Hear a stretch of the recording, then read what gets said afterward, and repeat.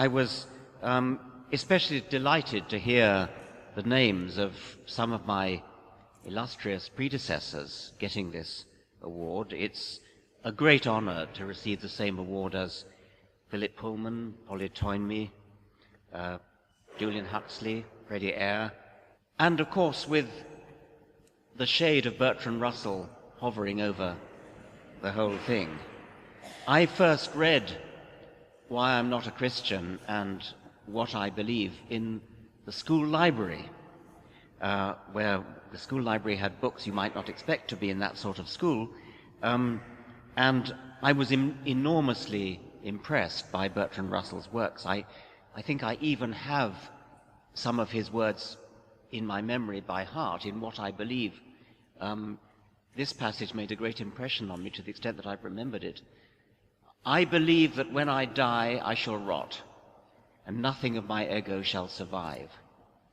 I'm not a young man, and I love life, but I would scorn to shiver with terror at the thought of annihilation. I may have got that slightly wrong, but that's approximately what he said.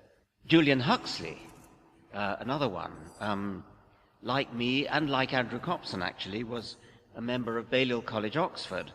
He arrived too late to be included in the Balliol Rhymes, that broadsheet of rather scurrilous rhymes composed in 1881, published in 1881.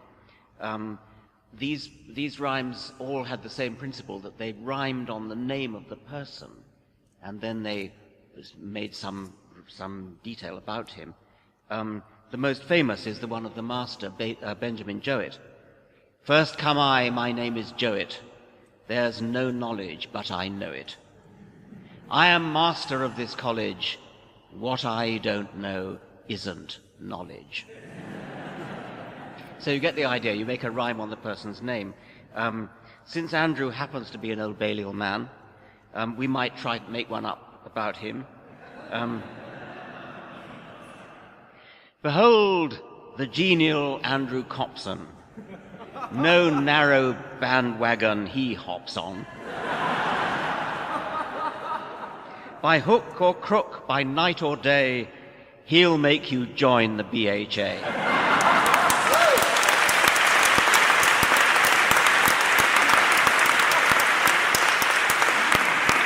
Anyway, I was browsing through the original 1881 broadsheet, in the correct meaning of the word broadsheet, by the way, of the Balliol Rhymes, and I did find one that actually aroused my curiosity.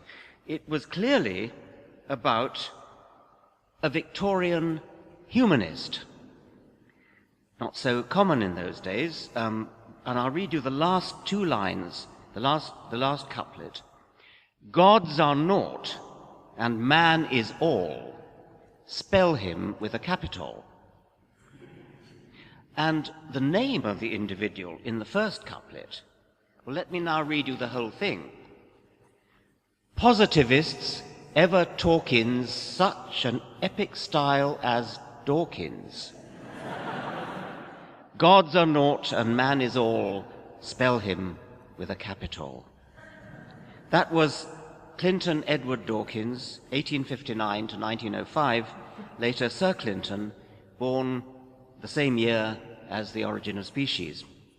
I share only 1/16 of his genes, but I'm delighted to have independently picked up lots of his memes.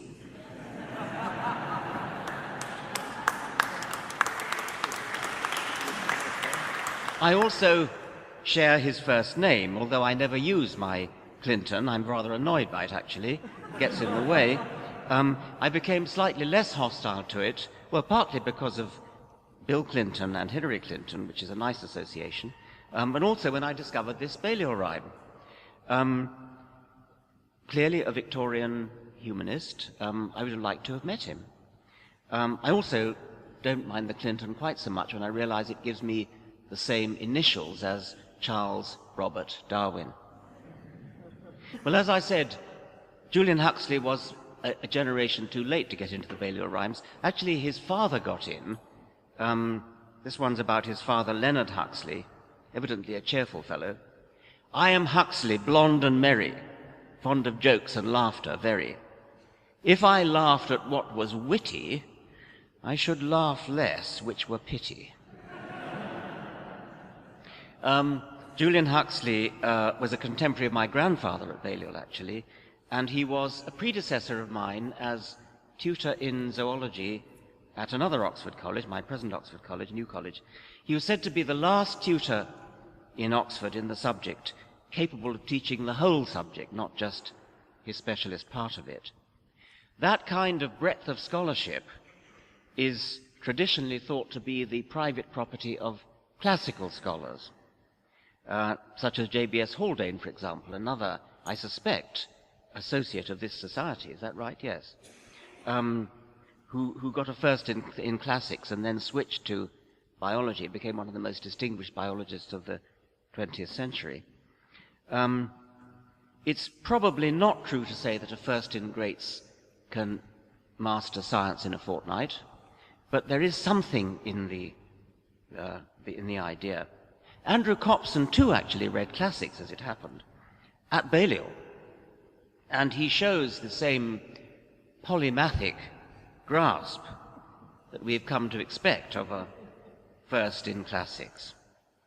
And let no one say, by the way, that a classical education is of no practical value. Let me give you a telling example, which was told by H.F. Ellis, himself a noted classicist. It seems that there was an expedition to South America, to the Andes, and the expedition was well put together, and there was a zoologist and a botanist and a geologist, a geographer, a cartographer, all the right sort of people you'd expect to be on such an expedition. But the leader also chose a classicist, a specialist in Latin literature. And nobody could understand why this was, but the leader said, don't you worry, he'll come in useful.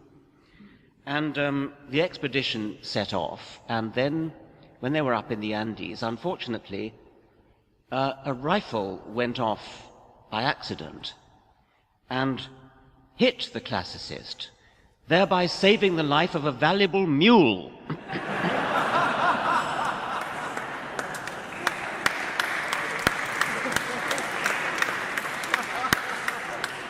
I do actually take seriously the arguments traditionally offered in favor of a classical education.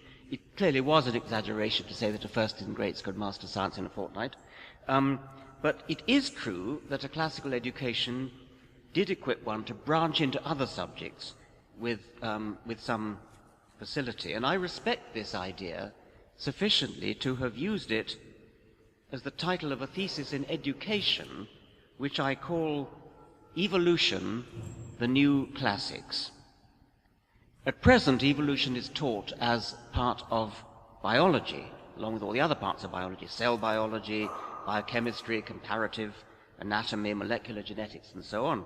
And evolution comes in as one little segment of that.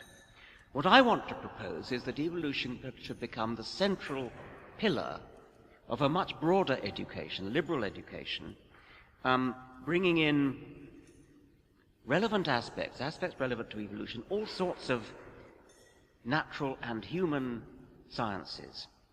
And I think that such an education would do much of what classics was traditionally supposed to do, and indeed did do. Classics was supposed to tell us about our roots. Well, obviously evolution does that. Classics made us look at familiar things from an unfamiliar angle. You see another world, and it makes you see your own world more clearly from that unfamiliar angle. Classics teaches you, and of course evolution does, teaches you to see things in the long term, sub specie aeternitatis. Classics and evolution trains us in how to put an argument, how to make an argument, a controversial argument, how to handle controversy. And God knows my subject of evolution is no stranger to controversy. Evolution, like classics, puts us in our place. When you look at as a taxonomist, at the tree of life, when you see the tree of cousinship, the family tree of all of life, and you realize that not just humans, not just mammals, not just vertebrates. Eukaryotes are just one branch, one smaller branch of the tree of life. We are closer cousins to amoebas than amoebas are to bacteria. We're very close cousins to amoebas compared to bacteria. This puts us in our place.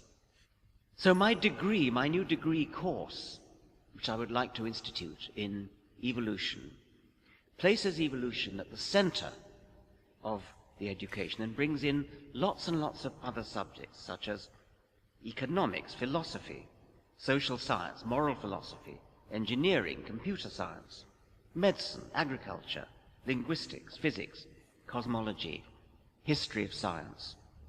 I'll take just a few of these. Economics.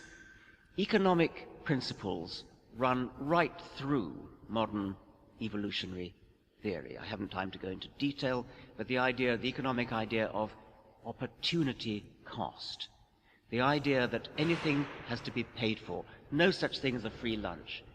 You have to pay for whatever you do now in the form of lost opportunities to do other things in the future, a central economic concept.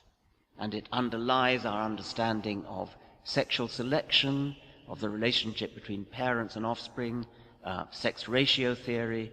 Its economic thinking is rife in evolutionary theory. Philosophy. Philosophers these days are discovering Darwin in a big way, and I'm sure you've all seen books like Dan Dennett's Darwin's Dangerous Idea. There are lots and lots of philosophy books which draw heavily upon evolution. And social science ought to be doing that, I'm afraid isn't to the same extent. Moral philosophy. What are the evolutionary origins of empathy, of sympathy, of our tendency to feel sorrow when we see distress, our tendency to want to help other people, other sentient beings, indeed.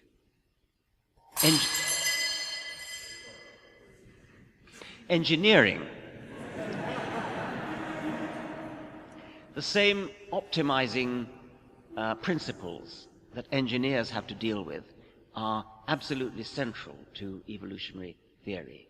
Both in engineering and in economics, the idea of optimality is central. In engineering and economics, you have to define what you're optimizing. In evolutionary theory, that which is being optimized is given you by the theory itself. It's actually the survival of genes.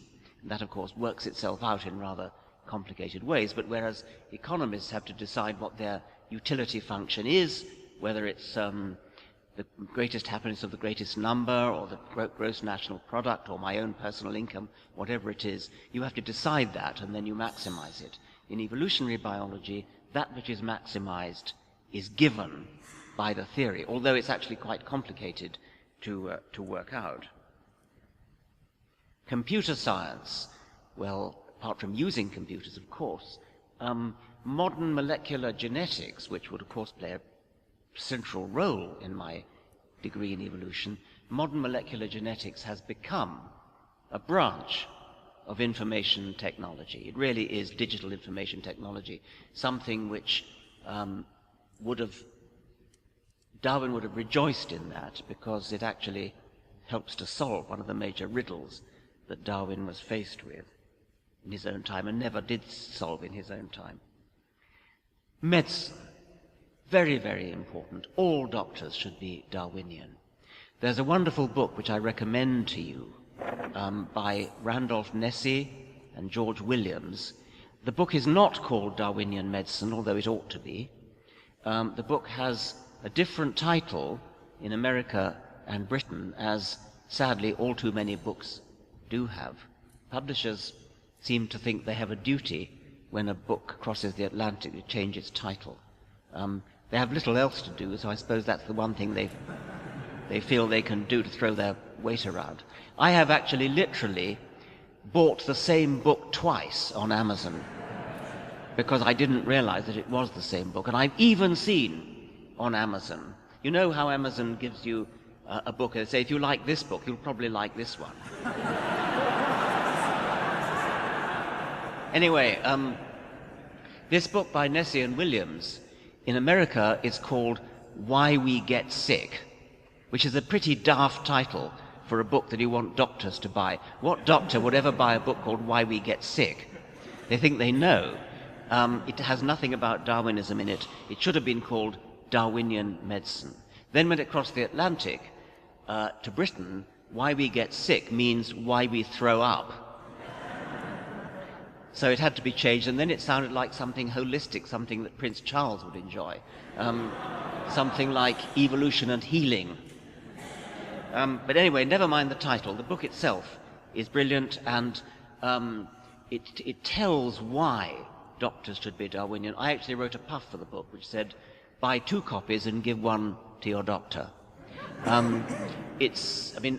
are various obvious things. Everybody knows that if only doctors had been wise to natural selection, we wouldn't have the problems we now do have over antibiotic resistance evolving by natural selection in bacteria. But there are other things like, for example, when you get a temperature, when you get a fever, is this something that a doctor ought to bring down? Should a doctor be giving you drugs to lower your temperature? Or is it just a symptom? Is in fact the temperature perhaps a Darwinian adaptation by the body to make life difficult for the pathogen? In which case giving somebody a drug to bring the temperature down is the very last thing you should be doing. Nessie and Williams are not saying that is the case. What they are saying is that we need to think in a Darwinian way.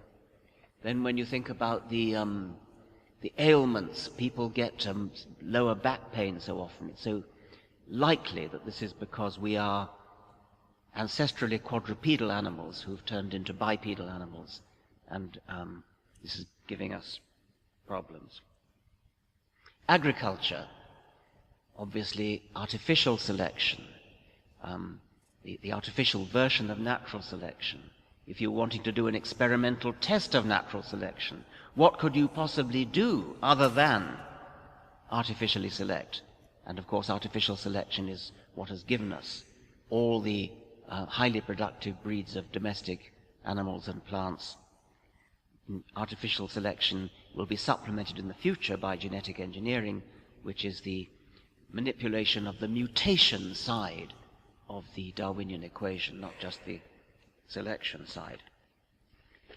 Cosmology, well, this is a more distant relationship, but cosmologists often talk about the evolution of the universe. They're wrong to do so. It's development. The analogy is with embryology, not with evolution. But there is a connection in that, almost a theological connection, in that both evolution and cosmology are in the business of explaining origins, of explaining where we come from, in the case of biology, where life comes from, in the case of cosmology, where the universe comes from. And I would think that my course in evolution would include the cosmological theories of the origins of everything. History of ideas, well, evolution is a particularly interesting field in the history of science, because, of course, as you know, Darwin was by no means the first person to suggest the idea of evolution. That goes back to ancient Greece. He wasn't quite even the first person to suggest natural selection, and it's arguable whether Patrick Matthew, for example, had Patrick Matthew probably did have natural selection before Darwin. He wrote it in the appendix to a rather obscure book on naval timber, and not surprisingly, it wasn't widely taken up. Patrick Matthew complained to Darwin about being overlooked, and Darwin punctiliously did acknowledge him in the preface to later editions of The Origin of Species. I actually don't quite buy the idea that Patrick Matthew had the full idea. He clearly had the idea of natural selection as a negative force, a weeding out, a removing of inferior types. But I'm not sure that he really got the idea of natural selection as a positive force, building up the complexity of life, the beauty of life, the elegance of life and the illusion of design in life. Wallace did get it. Wallace got it independently of Darwin. Anyway, this is an interesting topic in history of ideas.